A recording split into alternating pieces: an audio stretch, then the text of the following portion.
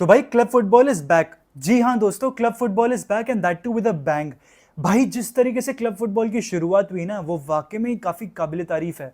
अगर आप international break को फॉलो कर रहे थे तो हमने ऑलरेडी काफी क्लासिकल मैचेस देखे between Brazil England, England versus Spain, France versus Germany, and उस मैचेस की सारी मैचेस की इनफैक्ट हाइप थी। उसी हाइप पे डिलीवर कराया हमारे क्लब फुटबॉल वाले मैचेस ने। आप प्रीमियर लीग की अगर बात कर लो, बॉक्स ऑफिस मैच डे होने वाला है between Arsenal and Manchester city, जो आज होगा। अगर आप कल के मैच की बात करो, new castle versus West Ham, जिस तरीके से न्यू कासल ने कमबैक करा है ना, 4-3, व्हाट अ स्कोर लाइन। क्या आपने प्रेडिक्ट भी करी थी ये स्कोर लाइन? यहीं पर अगर आप बुंडेसलीगा की बात कर लो तो वहां पर Bayern Munich versus Borussia Dortmund होने वाला है, एंड साथ ही साथ बायर लेवरकुसन ने एक बहुत ही स्पेक्टेकुलर कमबैक करा है against Hoffenheim at the ending moments. जिस तरीके से बायर लेवरकुसन के फैंस ने सेलिब्रेट करा है उस मोमेंट को, भाई एज ए न्यूट्रल पूरे के पूरे पैसे वसूल है अब तक जितने भी क्लब फुटबॉल के मैचेस हुए हैं। लेकिन अब थोड़ा सा अपने ग्रेवान में भी झांक लेते हैं। ला लीगा में क्या क्या मैचेस है उनके बारे में बात कर लेते हैं। Atletico Madrid are going to be playing Villarreal, Girona are going to play Real Betis, and Real Madrid are going to play Athletic Club de Bilbao। तो बहुत ही एक्साइटिंग फिक्चर्स ला लीगा में भी होने वाले हैं। लेकिन दोस्तों, अगर तुम इस चैनल पे नए हो तो चैनल को सब्सक्राइब करो, इस वीडियो को लाइक करना एंड इस वीडियो को एंड तक जरूर देखना भाई, बिकॉज बहुत सारी चीजें हैं जिनके बारे में बात करनी है।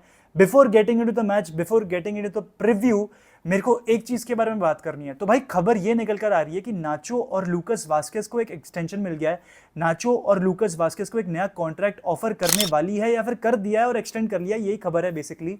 तो मेरे ख्याल से ऑनेस्टली अगर पर्सनली मैं बोलूँ ना, अगर इनके परफॉर्मेंसेस को भी मैं असाइड रखूँ, I am fine with the fact कि दोनों को कॉन्ट्रैक्ट मिल रहे हैं। मतलब एट टाइम्स हाँ, मैं नाचो पे थोड़ा सा फ्यूरियस रहा हूँ विद द फैक्ट कि उसने कुछ मैचेस में परफॉर्म नहीं करा है, कुछ नहीं इनफैक्ट ये सीजन परफॉर्म ही नहीं करा है। But you need these players यार। मतलब मुझे तो कहीं ना कहीं लगता है कि ये जो मिडिल ऑर्डर एवरेज प्लेयर्स होते हैं ना आपके टीम में, क्रूज क्या बोल रहा हूँ, लूकस वास्केस और नाचो, मुझे लगता है कि ये जो आपके मिडिल से मिडिल ऑर्डर वाले एवरेज प्लेयर्स होते हैं ना आपकी टीम में, जैसे कि लूकस वास्केस, नाचो, ये सारे प्लेयर्स, ये आपकी टीम में ना कहीं स्टेबिलिटी लाते हैं एंड इनफैक्ट ये आपकी टीम के लिए जी जान मेहनत लगा देते हैं। तो मेरे ख्याल से अगर आपने नाचो और लूकस वास्केस को 1 या 2 साल का कॉन्ट्रैक्ट दे भी दिया ना, I honestly don't mind it at all. मेरे लिए तो इनफैक्ट ये अच्छी खबर है, बिकॉज इनकी देखो पहली बात तो सैलरी भी बहुत मिनिमलिस्टिक है। इनने पूरे के पूरे इमेज राइट्स भी मड्रिड को थमा के रखे हुए हैं।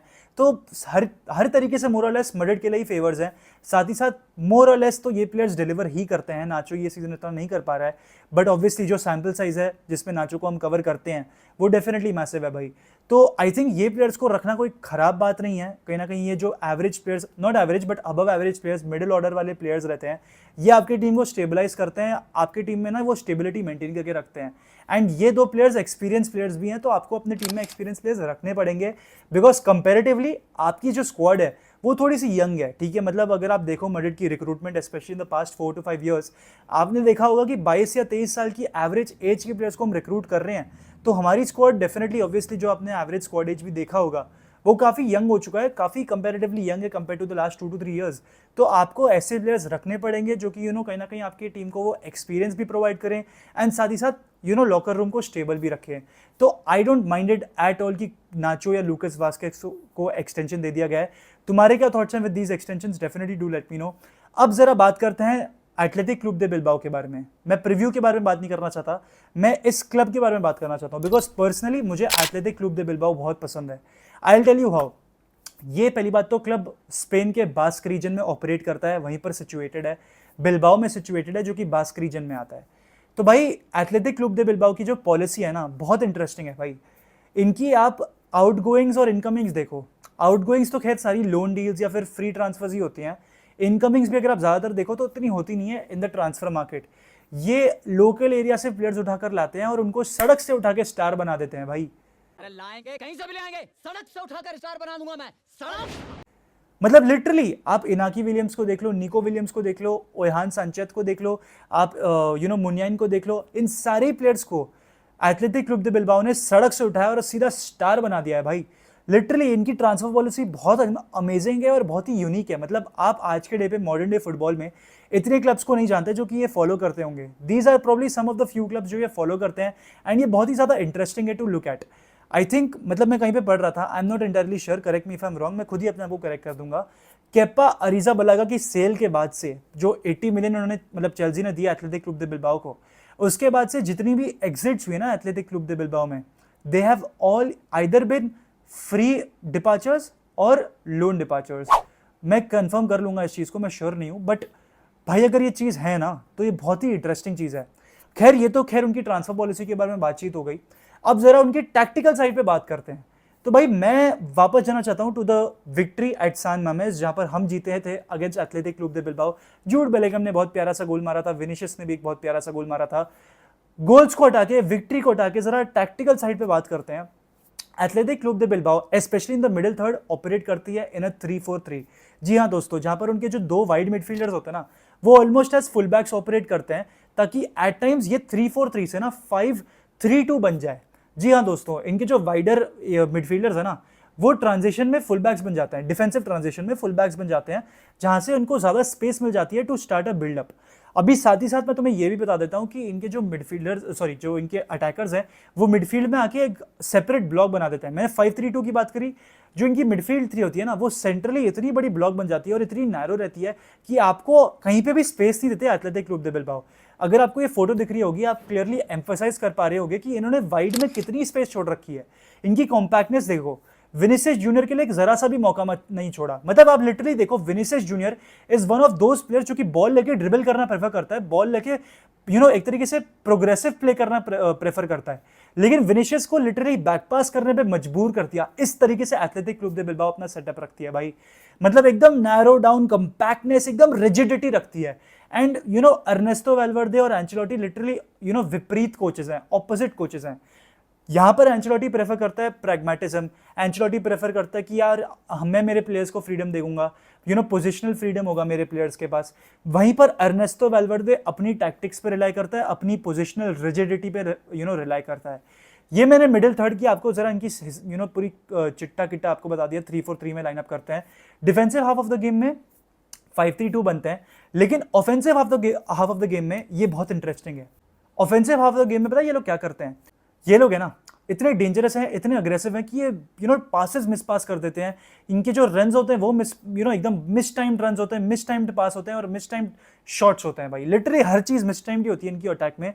क्योंकि सच बताओ ना, ये इतने अग्रेसिव हैं, इनके प्लेयर्स इतने क्विक हैं। आप बात करो यहाँ पर उनके स्ट्राइकर की, मैं उसका नाम भूल गया भाई, जी से कुछ नाम है, गुरुत्का पता नहीं, गुटका जो भी नाम है उसका मैं नहीं जानता। निको विलियम्स, इनाकी विलियम्स कितने क्विक हैं और कितने अटैकिंगली कितने सॉलिड है, हम सब जानते हैं। साथ ही साथ अगर तुम लोग को ये बात नहीं मालूम हो, एथलेटिक क्लब दे बिल्बाओ भाई इस समय 4th है ला लीगा में। बाई चांस अगर जिरोना ने स्लिप अप कर दिया ना, अगर जिरोना अपना अगला मैच हार गई और साथ ही साथ एटलेटिको मैड्रिड के सामने अगर हार गई ना, उसके लिए भाई एथलेटिक क्लब दे बिल्बाओ को हमारे सामने भी जीतना पड़ेगा। बट हाँ, अगर ये दो मैचेस अगर जिरोना हार गई तो athletic Club de Bilbao 3rd हो जाएगी ला लीगा में। मतलब जिस टीम के लिए हम कह रहे थे कि भाई ये 2nd रहेगी ला लीगा में, 3rd रहेगी ला लीगा में, ये तो बार्सा मैड्रिड के सामने कंपीट करेगी, उसको आउटप्ले कर रही है एथलेटिक क्लब दे बिल्बाओ। मतलब ये तो साइलेंटली अपने मूव्स प्ले कर रहे थे एंड ये अब अपनी हाइप बना रहे हैं। तो this team is definitely something जिसको मैं देख के थोड़ा सा डरूंगा, क्योंकि साथ ही साथ इनका तो मैंने ऑफेंसिव आपको बता दिया भाई, they have the second best defence in La Liga. जी हाँ दोस्तों, इनका जो डिफेंस है ना, this is the second best defence in La Liga. They are absolutely crazy good defensively speaking. साथ ही कोपा डेल रे फाइनलिस्ट भी हैं भाई। तो एथलेटिक क्लब दे बिल्बाओ पे आप स्लीप ऑन करना नहीं चाहोगे। अगर मैं रियल मैड्रिड हूँ, मेरे पास विनिसियस जूनियर अवेलेबल नहीं है, मेरे लिए तकलीफें थोड़ी सी ज्यादा हो जाएंगी, बिकॉज विनिसियस जूनियर आपके लिए फोकल पॉइंट बन जाते हैं इन दी अटैक, एंड आपके पास अब वो फोकल पॉइंट नहीं रहने वाला। तो मैड्रिड किस तरीके से लाइनअप करेगी? ऑब्वियसली 4-3-1-2 में ही लाइनअप करेगी। डिफेंस में आपके पास रूडिगर और नाचो की सेंटर बैक पेयरिंग रहेगी alongside Ferland Mendy and Dani Carvajal. Obviously goalkeeper Lunin ही रहने वाले हैं। मिडफील्ड थोड़ी सी इंटरेस्टिंग होगी यहाँ पर। जूड बेलिंगम और फेदे वेल्वर्दे डेफिनेटली अपनी स्पॉट्स बनाएंगे। कामाविंगा इज इंजर्ड, टोनी क्रूस और Aurelien Tchouameni will get their spots in the midfield. साथ ही साथ यहाँ पर अटैक इंटरेस्टिंग हो जाता है। क्या मैं ब्राहीम और रोड्रिगो को यहाँ पर स्टार्ट दूंगा? भाई मैं पर्सनली कहीं ना कहीं चाहता हूं कि मैं होसेलू और ब्राहीम को स्टार्ट दूं भाई। द रीजन मैं not starting Rodrigo, obviously Brazil के साथ वो थोड़ा सा एक्साइटिंग दिख रहा था, बट अपार्ट फ्रॉम दैट यार मैं पर्सनली रोड्रिगो को थोड़े से मौके कम देना चाहूंगा, बिकॉज ब्राजील का सिस्टम मैड्रिड के सिस्टम में जमीन आसमान का फर्क है। मैं ये नहीं कह रहा कि ये बड़ा है ये छोटा है, लेकिन सिस्टम तो बहुत डिफरेंट है ना।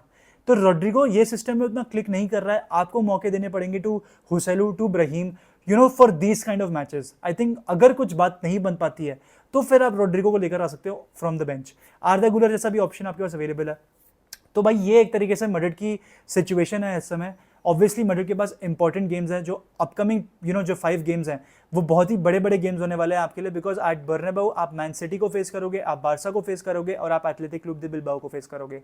एंड अवे में भी अगर आप बात करो तो यूर फेसिंग मैन सिटी जैसा गेम, तो बड़े बड़े फिक्सचर्स हैं यहाँ पर रियल मैड्रिड के लिए, टेंशंस भी थोड़ी सी ज़्यादा हैं। एंड ये अब जो फेज चालू होने वाला है फ्रॉम मार्च अप्रैल में, ये आपका मेक और ब्रेक सीजन होता है भाई। अगर आप यहाँ पर एक भी गेम हार गए ना, आपका पूरा मोमेंटम टूट जाता है, आपका पूरा कॉन्फिडेंस टूट जाता है। तो यहाँ पर रियल मैड्रिड को बहुत ही शांति से कामली सोचना पड़ेगा कि क्या हमारी स्ट्रैटेजी रहनी चाहिए for athletic Club they Bilbao, because अब हमें गेम बाय गेम जाना पड़ेगा। हम ला लीगा में भी लड़ रहे हैं, हम चैंपियंस लीग में भी लड़ेंगे, तो यहाँ पर हमें थोड़ा सा स्ट्रैटेजाइज करना पड़ेगा हमारी थॉट प्रोसेस को। इसलिए मैं होसेलू और ब्राहिम डियाज को स्टार्ट करने के लिए सोच रहा था कहीं ना कहीं, बिकॉज भाई ऑनेस्टली मैं बोलूँ ना, रोड्रिगो आइसोलेट हो जाएगा इवेंचुअली अगेंस्ट एथलेटिक क्लब दे बिलबाओ। भाई वो 5-3-2 खिलाते हैं यार, आपको एक एरियल प्रेजेंस खिलानी पड़ेगी इस मैच में और एक ऐसा प्लेयर खिलाना पड़ेगा जो क्रॉसेस डाल सके इन द बॉक्स। ब्राहिम वो कर सकता है, रोड्रिगो भी वो कर सकता है, बट वो लेफ्ट हैंड साइड पर अगर खेलेगा तो होसेलू कहाँ पर ऑपरेट करेगा। तो इसलिए मेरे ख्याल से कहीं ना कहीं Joselu and Brahim Diaz are your best bet. कुछ नहीं हो पाता है तो फिर आप रोड्रिगो को लेकर आ जाओ।